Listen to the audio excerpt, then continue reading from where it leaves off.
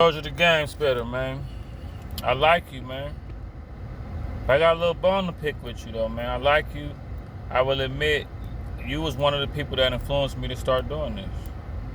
Just being a regular dude, not too tied up in the streets, but not square, just kind of in the middle.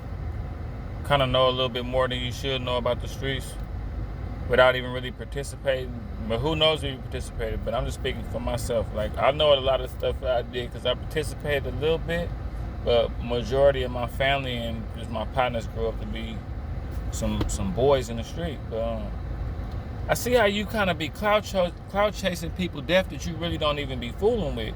And I know don't get me wrong, like I've done stuff like that too, but I go do a background check. You just did a little Sodi, about Lil Sodi's death, but it's like, I ain't never seen you say nothing about Lil Sodi. I ain't never see you didn't bring up the fact that he used to be signed to Young Jeezy. You can just tell when somebody vaguely talking about somebody like they don't even really know what's going on. You like, yeah, he just living that life, man, and he was a Crip, man, and it's just, you could have went into detail. Like, the main thing about Lil Sodi is he was a real genuine dude. He was basically like a Nipsey. He was a real genuine dude, bro. Like, he was a hell of a character, bro. He was a beautiful person. And you didn't really say nothing like that.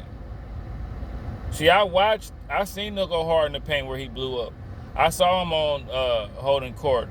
I saw him on, No Jumper. I know about him being with Afro Man. Like, you vaguely know stuff, but you could tell you just hopped out there.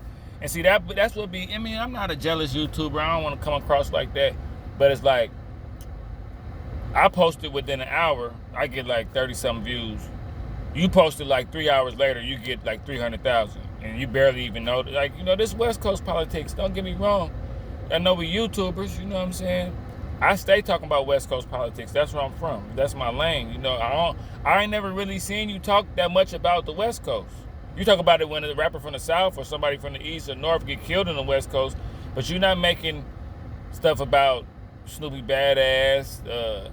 You might have made something about Crip Mac once or twice because he big, but you're not making stuff about 40 and EBK and DC Baby Draco, and you're not really fooling with, you say stuff about Whack 100 because he's a name everybody, but you're not really in the know of the West Coast. But first, Lil Sodi, yeah, the mistakes that he made, it's like, I like you though, bro, but I can just tell, I'm like, this nigga ain't never said nothing about no West Coast, nothing, but all of a sudden he Lil Sodi with the whole default net. You clout chasing the man's death, man. You know what I'm saying? But that's what we do. It's weird to tell other YouTubers what to do because we all kind of do the same thing, but it's just like, damn, bro, Sodi from the West Coast, he from where I'm from. I've been keeping up with Sodi and looking at all his interviews, marveling how the dude grew up in church and how he could sing, and how you're a talented artist, but do your thing, Soldier the Gang Spitter, but you can kind of tell that you didn't really do no research and you just jumped out there and tried to get some views. That's all I'm saying.